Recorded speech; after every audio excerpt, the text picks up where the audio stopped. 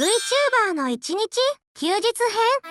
15時頃1日が終わってしまうという恐怖で起きる。起きてからしばらくは Twitter 眺めてぼーっとする。15時45分頃ベッドから脱出。朝ごはん食べる。16時30分頃から19時頃配信の準備したり細かい裏作業をやる。